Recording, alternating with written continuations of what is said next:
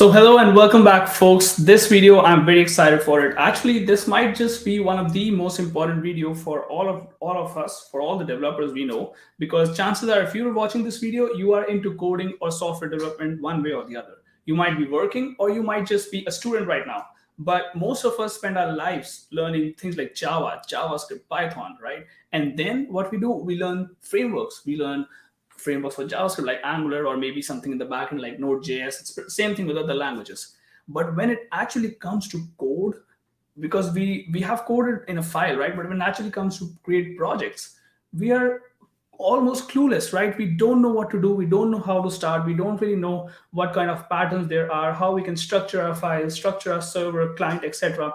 So hopefully in this video, we'll go over 8 very important architecture patterns that Williams, let me share my screen here, that Williams actually highlighted that there are 8 software architecture patterns that are most important ones, the most common ones you'll see. Actually, there are hundreds, but these 8 are my favorite. I have used them, I have seen them being used, and we'll just go over them one by one. And you can let us know in the comments down below which one architectural pattern you would like me to code real time in front of you and show you in practice. So today we'll just go over these patterns. Hopefully you'll all learn something new. We'll cover some concepts, and not only we'll go over this article, but I also highlighted and found out some more information that we can go over, which I think is basic and important for everyone to understand. So things like coupling, then more examples from books like O'Reilly, and then we'll also go over some documentation by Microsoft Azure. And just to give you a brief overview of the whole video, we'll be going over 8 architecture patterns, and we'll spend 2 to 4 minutes on each of them. So it's not going to be a very heavy video, but it's supposed to bring you to a level where you actually know that these patterns exist. So when you now next are creating a new project or working for a company who are thinking about a new structure of a project, existing one or a new one, you can at least understand more things. You can give your opinions, and hopefully it will help you become a better software developer in the end, because architects are very important in any application. Without that, an application is just a junk code and it probably will fail someday. Now, without any more delay, let's go to the first one, which is called layer pattern. Now, this is one of the most common pattern used, and yes, he's right, it's also abused a lot, right? And this is basically a partitioning system where we organize components based on what they are supposed to do.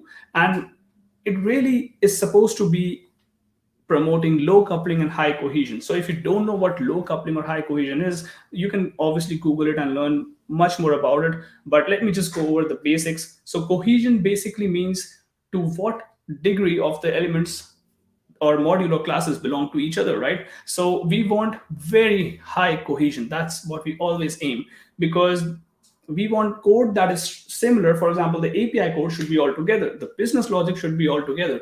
And if we are able to do that, it's easier to develop and debug things. And we want low coupling. We don't want API logic to be dependent on business logic, and we don't want business logic to make some API calls, right? We don't want code intermingling, and we want it to be totally independent from each other. So that's the goal behind it, right? Now we can see another example here. For example, this is the presentation layer, which is usually something that communicates with the clients using an API. So an API request comes in, the presentation layer handles the API incoming request. Then it sends to the business layer, which is supposed to do some kind of business logic. Maybe client sends a request and we are supposed to get some more meaningful information out of it. And then it sends to the persistence layer. Persistence layer is usually the layer that communicates with a database, right? So it's supposed to either write content or read content from the database, and then finally things are returned. Now, it's important to note, and this is another, obviously another diagram, and you can see that it is high cohesion. Why is it high cohesion? Because all API logic in both the diagrams is in the same layer, right? So these components are all a part of our presentation layer. These components are part of business layer, and these are not dependent on each other. And yes, there's some dependency. Presentation does need to communicate with the business layer, but at least it's not totally dependent on it, and we have very low coupling, which is obviously ideal for a business, right? And this is just another example explaining the same thing, but I think you get the idea. And if not, let us know, ask your question in the comments below. We'll be happy to answer. So this is the first one. The second one is a client server pattern. And I think if you're watching this video right now on either your phone or computer or anything, you probably are using a client server pattern, because client is basically a device that connects to the internet or any other service, and finally the internet sends a request to a server, right? So this is something we see day to day. This is something we see every day in our lives, right? And this offers great separation of concern, because all the client side code is usually done on browsers or mobile applications, and all the server side code is done on the server side. And the server might be running on a cloud, but that's totally another topic. But at least we have separation of concerns, and we have been using these services like Twitter, Medium, like YouTube. All these use client server pattern a lot, and we are clients of that pattern. And at least in web development and mobile app development, this is very common. And something I wanted to just note about the presentation, the layers pattern, is that it's only unidirectional. It goes from usually up to down. So business logic can't really talk to API, but API can talk to business logic. So that's just one small thing I wanted to mention before we went forward. We do have a question from Vimal Kumar. Are architectural patterns same as design patterns? So that's a great question. They are usually interchange terms, but they are not the same. Design patterns usually tell us what to do with your code, right? How to structure your classes, and then inside your classes, how you can communicate with other classes. So it's more code level. Architecture is one level higher. It usually covers things like how to actually structure your whole service, your whole project from front end to back end to database, and it just covers a broader way, a broader scheme of things. So I hope that answers your question.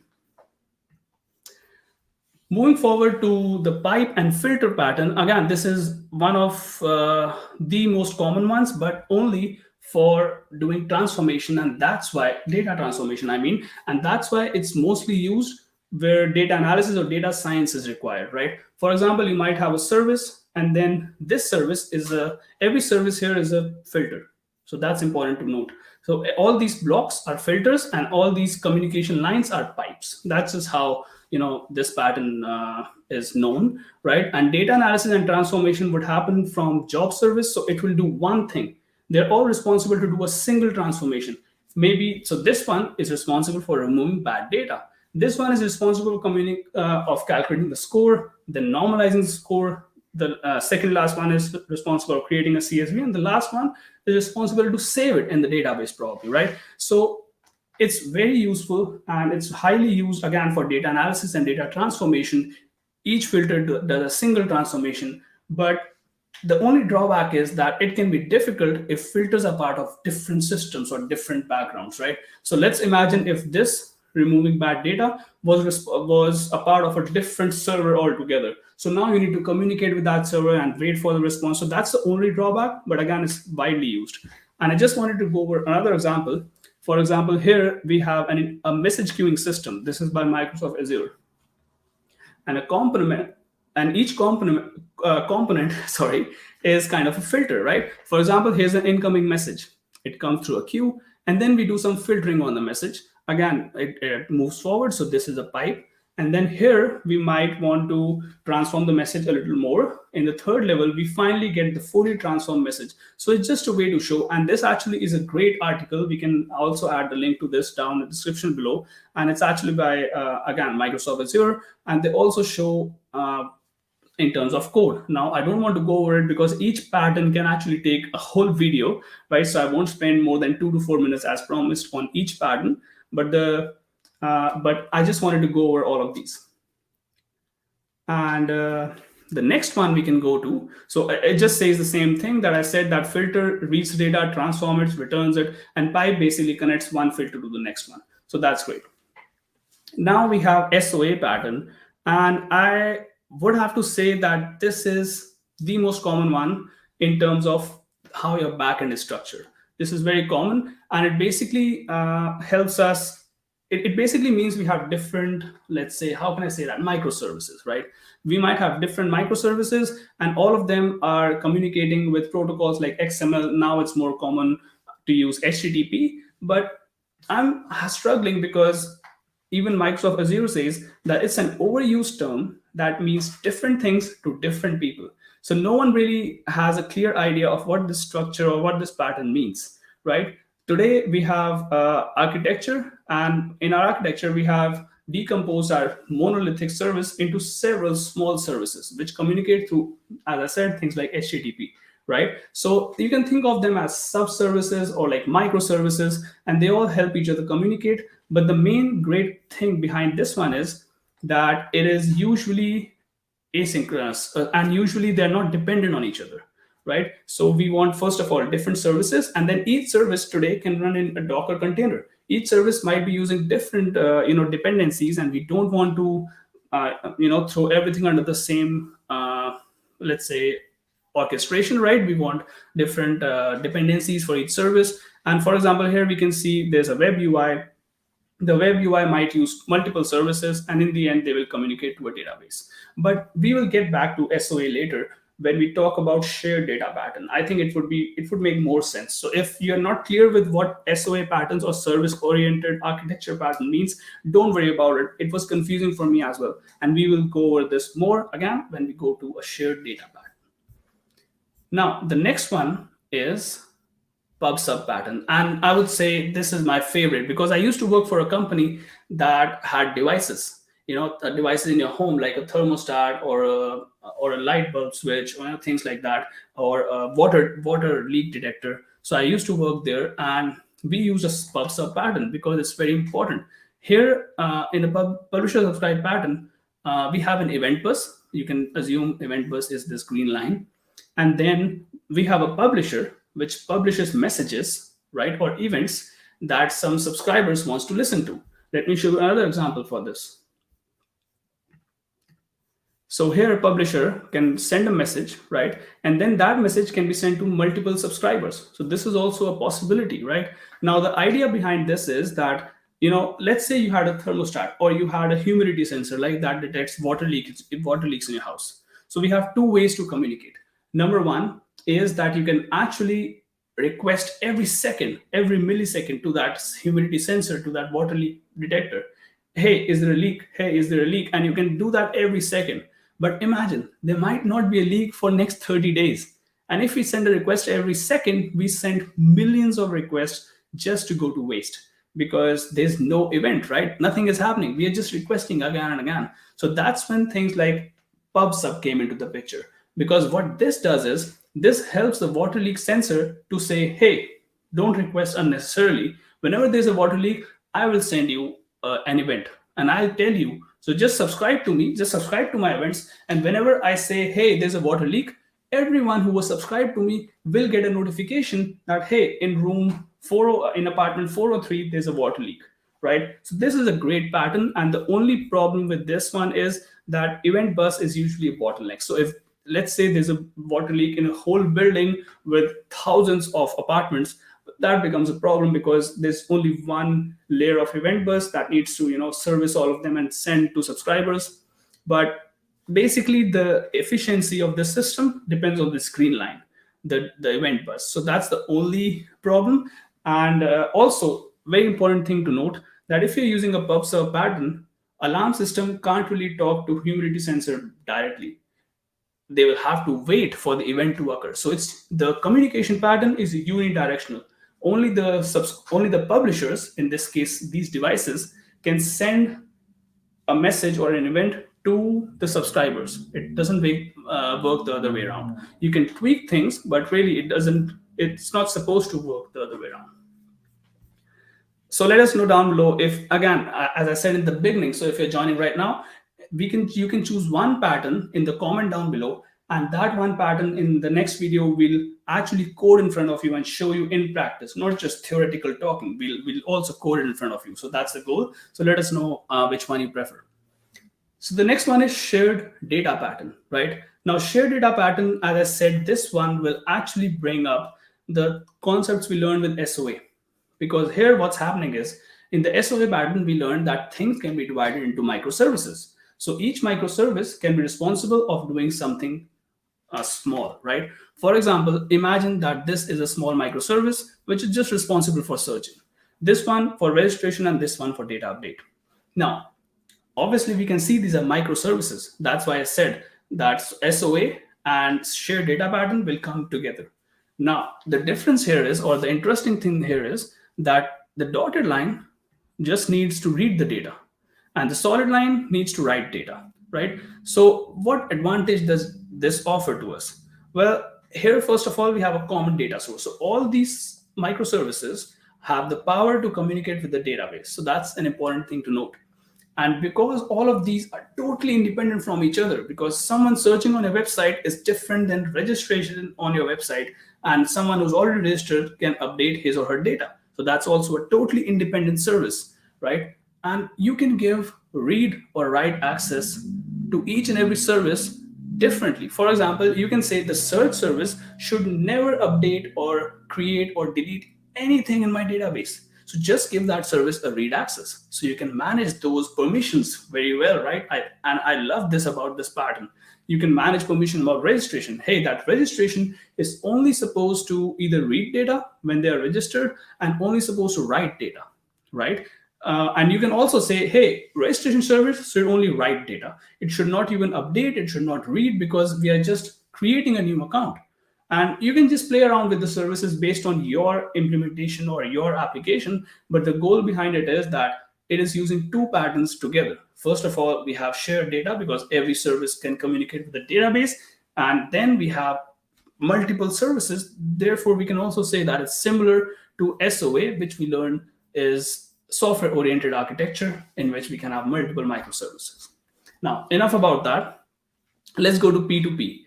And P2P actually is, to be honest, we have heard about this a lot. When I was in college, I used to hear peer-to-peer architecture. There's no client, there's no server. Every component of the application can act as a client and can also act as a server.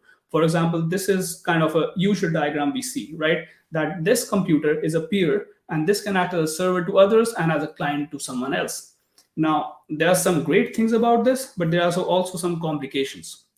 First thing, that, as I just said, there's no client and there's no server. So it's a little difficult to implement these structures. But now, when you hear about cryptocurrency, which is very common nowadays, cryptocurrency actually uses something like this, because the advantage of this is that because there's no one server, which is usually the case, there is almost no bottleneck, right? The system is completely decentralized. So very commonly used with blockchain. I think even Bitcoin's code is written in a peer-to-peer way, that as long as nodes are available, the Bitcoin network will exist, because as long as there are at least one or two computers that are holding the Bitcoin network, it will always exist, because each can act as a client, each can act as a server. There's no single point of failure. But again, this is not very commonly seen today in practice, except when we are talking about cryptocurrency protocols, as mentioned by Williams in this great article already. And by the way, this article is already linked in the description below. So if anyone wants to go ahead and give it a read, go ahead. Now, once we are done with that, the last one we'll cover today. I know I have talked a lot, but I really hope you learned something new. I hope that this video at least gave you an introduction into different architects or different architectures, right? Now, the broker system consists of three things: a broker, a client, and a server. And the client and server are separated by a broker. Now, first of all, you might be thinking that why are we even doing this? Why do we actually need to differentiate or add another layer between the client and the server itself? Well, the broker acts as a lot of, broker provides us a lot of features. First, it holds all the APIs. So a client might send an API request. The API request will not go to the server directly. It will go to the broker. And then that broker will decide which server is good or is the best candidate to handle this request. So this is I would say, unique use case when there can be different servers for the same client. And we need an heavy implementation in a broker to decide which server is the best to handle that request, right? So let's say we send a request, the broker will decide, hey, this one should go to server 2, or maybe this one should go to server 3. Now the client is totally abstract from it. Server 2 doesn't know about server 1, doesn't know about server 3. So this is great. All servers are completely independent. There's no coupling. There's almost zero coupling or very low coupling between these servers. So that is great, first of all. Second of all, there's high cohesion because each server is responsible for doing something they already know, right? Server 1 is doing everything that server 1 is supposed to do and is not dependent on server 2. So high cohesion, low coupling, all of those concepts are greatly handled. And the broker sends requests to the correct server, as I already said. But there's another feature. Broker is also responsible for handling error messages. So let's say your request was sent to server 2 and somehow the request failed, either because of authentication issues or just an exception in the code, anything. So in that case, when the server crashes, the broker will not simply send the crash message back. Broker is a layer that is supposed to help clients get more readable information. So broker will tell the client that, hey, maybe the server is down, or it will just send a more user-friendly message to the client back, right? Because there's another layer. Just because server crashed doesn't mean broker crashed. So that's again a very interesting feature of this one. I personally have not used this one in practice while working. When I was a student, we had a course of distributed systems, and in that we did create something like this. I think it's already on GitHub. If you want a link, I can share. But professionally, I have never really used this kind of pattern, just to be honest. And implementing this is usually challenging, right? It's not that easy to implement something like this. There's additional complexity, and we only recommend this pattern if the relation between client and server is not fixed, as we already discussed. So that's the only case when we do recommend this pattern. So hopefully, again, you learned something new. That's the end of this video in terms of at least learning. I hope if you're a developer, you can at least now start thinking about architecture. You can start thinking about how to structure your code. And let us know if you learned something new in the comments down below. Hit the like button if you really like the video. And don't forget to subscribe before you end, before you close your phone or switch to another video. Really appreciate your time if you stick till the end. Thank you very much and see you until next time. Bye.